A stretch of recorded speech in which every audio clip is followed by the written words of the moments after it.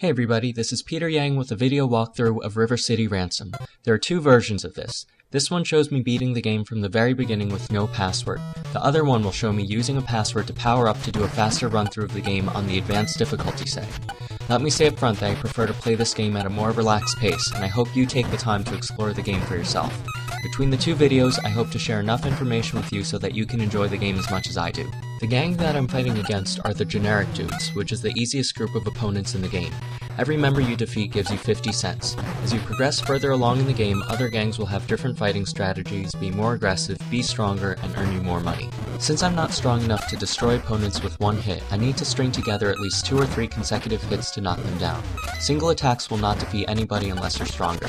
If you look carefully, you can see that opponents have a different expression if they're one hit away from being knocked down. Also, your attack changes to an uppercut or higher kick as a finishing blow. The first and most important order of business was to earn $7 extra so that you have enough money to buy the technique Dragon Feet, which costs $26.95. You could also buy Stone Hands if you prefer to punch, but kicking is generally better since it has better range and can allow you to hit enemies that are a step lower than you. Always remember to use a technique after buying it. The Jocks are another beginner level gang. Every member gives you 60 cents. Sherman Park was just up above. The Frat Guys are also a beginner gang and give you 55 cents each. The blocks you see me doing are just from me kicking or punching when someone or something is about to hit me. Your timing and character's defense rating influence how likely you are to block an attack. The first boss is Moose, who you actually don't need to beat, but I'm going to fight all the bosses for the sake of completeness. He gives you $2.25 when you beat him. His full dialogue is, "Hold it, Rocco says punks can't pass. Don't try, or you'll leave on crutches." We just passed Merv's Burger Joint, which was to the right of Mao's. There you can get a soda for $1.10, which gives +1 to your weapon skill, 8 stamina, and up to 2 max power. In the side orders, you can get a free smile, which doesn't have any real effect in the game. The important things to take from Roxy are that the twins are powerful and that Cindy is on the top floor of River City High. Unfortunately, there's no way to skip through this discussion. You don't need to defeat Benny and Clyde, but they're a good source of money early on. They're harder to beat as one player, but you can knock one out very quickly as I did. They give you $3.50 each. If you don't beat them here, they won't show up again right before River City High. My general technique to defeat bosses is to start with a running kick and then alternate throwing them and kicking them as they're getting up. With perfect timing, they won't be able to block or attack back.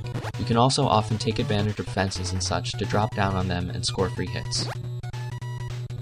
Coming up to the WSL warehouse, it's helpful to carry in a weapon with good range, like the crate, tire, trash can, or chain. This is because you can hit enemies through the wall. This saves you the trouble of possibly needing to go back to the right side to defeat another 2 enemies, since on screens with bosses, you usually need to defeat 4 gang members before the boss shows up, and gang members only spawn off-screen. I think the easiest way to go up the boxes is to jump up as I did instead of running from the side. Notice how I could hit that enemy while standing on the box since I have Dragon Feet. Rocco is the first boss that you need to beat, and by doing so you unlock Blade in Sherman Park. He gives you $3 when you beat him. Notice that since he's stronger he broke free before I could throw him, but that's okay. Just make sure to hit him on his way down so he's back on the ground.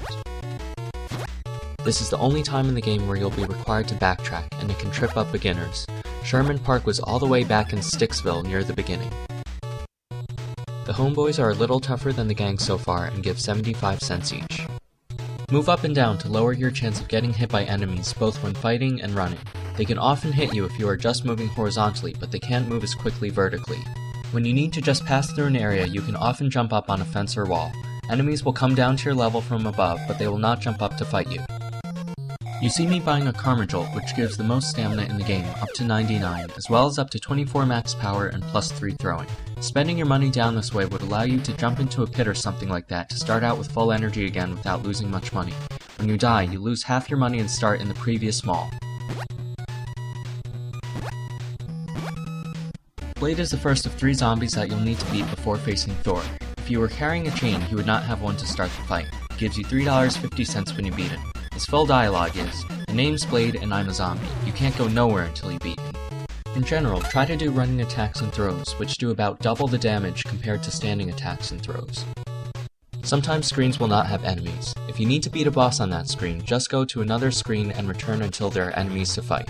I'm only going to point out a few stores along the way that have what I consider to be the most helpful items. Many items only boost your stamina and max power. There are some great lists online that describe the effects of every item in the game.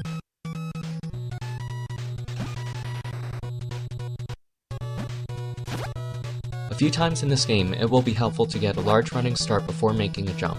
The manual says that it must be at least 8 steps. Doing so allows your character to jump much higher and farther. You might notice that there is always a limit of 3 weapons per screen. This means that, especially with 2 players, you have some control over how often your enemies will have weapons available. Of course, there are also a maximum of 2 enemies per screen. No more will show up until you defeat one of them. Merlin's Mystery Shop is a great place to boost your stats, but the items are pricey. Isis Scroll gives you plus 20 throw. The expensive items all give you up to 48 willpower, 99 stamina, and 24 max power. Excalibur gives plus 30 weapon, Zeus's Wand gives plus 48 throw and plus 48 strength, Rodin Wing gives you plus 30 defense, and Gold Medal gives you plus 30 punch. Turk is the second zombie you need to beat. He gives you $2.50 when you beat him. His full dialogue is, "Hey dude, it's party time. I'm a zombie too and you're a dead man." The Squids are an aggressive gang that often throws weapons. They have $1 each. Mojo is the third zombie that you need to beat to see Thor. He gives you $2.50 when you beat him. The multiple attack techniques like Dragon Feet look and sound like 3 consecutive attacks. However, they are usually more powerful than 3 single attacks because of their rapidity. Grand Slam with large weapons demonstrates the largest difference. In Flatiron's books, you can buy Fatal Steps, which allows you to damage enemies on the ground by jumping on them. I don't think it's worth sacrificing an inventory slot for it, since basic enemies are defeated with other techniques, and you need to exhaust the willpower of bosses and stronger enemies to defeat them. You can pick up Texas Boots here, which will max out your agility and kick abilities. The disadvantage is that they take up an inventory slot.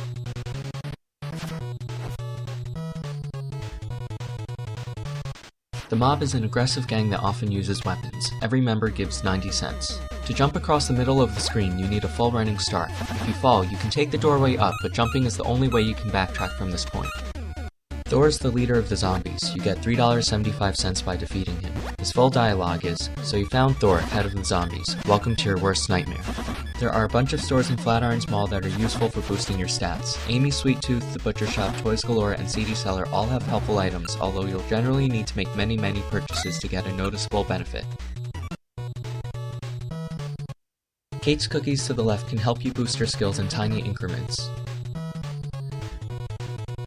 Grand Slam is the most powerful technique in the game and is like Dragon Feet or Stone Hands for weapons. With it, you can defeat bosses without difficulty as long as you have a good weapon.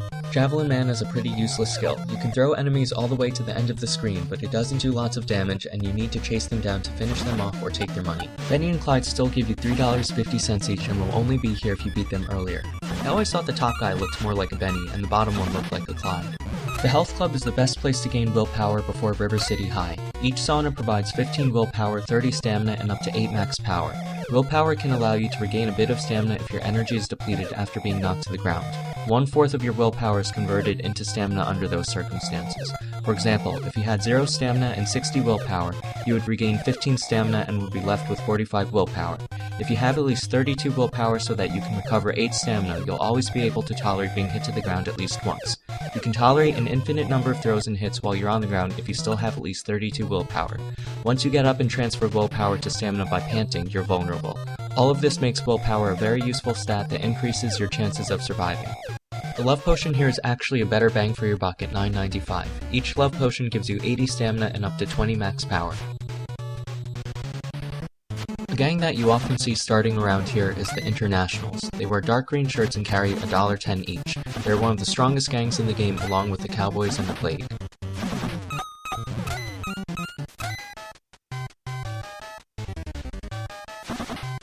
You need to beat Ivan to get into River City High. He has a headbutt move and gives you $8.75. After beating him, you can enter and exit River City High as you please.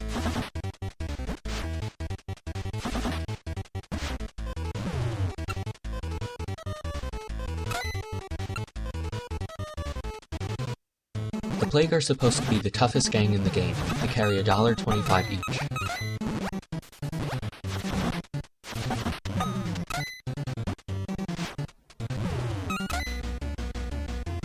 You need to beat Otis if you want to face the twins. He gives you $4.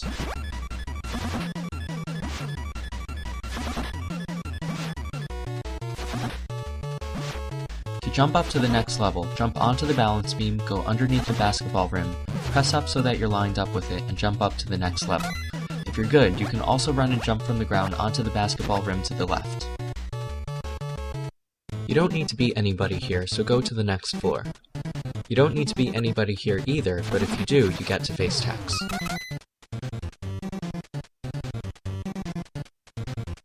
Notice that moving up and down allows you to easily avoid some attacks.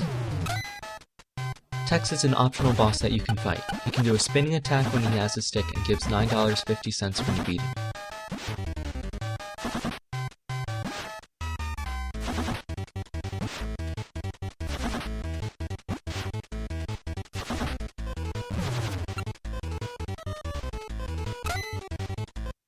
The Cowboys are another elite gang. They carry $1.20 each. When you've defeated the 4 of them, you'll face the twins. Depending on your strategy, you might prefer to stash weapons further away or closer since they occasionally run to get weapons to fight you with. If you're lucky, sometimes you can entice just one to run away. The twins are the most difficult enemies in the game and carry $18 each. They're strong, quick, and have devastating spin kicks. They punch and kick you while you're on the ground and sometimes choose to throw you down the whole hallway. Willpower and energy restorers like Karma Jolts are very useful.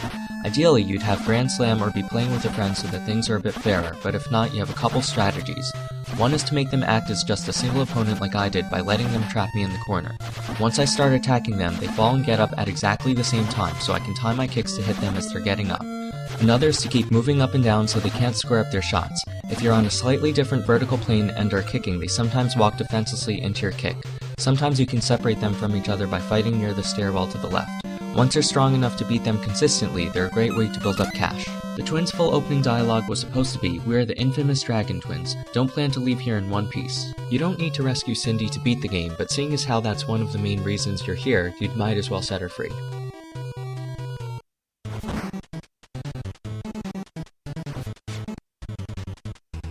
All that remains is your fight with Simon, or Slick.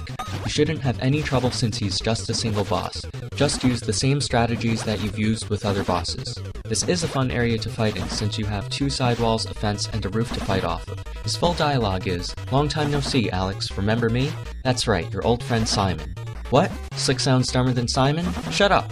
You hero types make me sick. Make your move. It's just you and me now.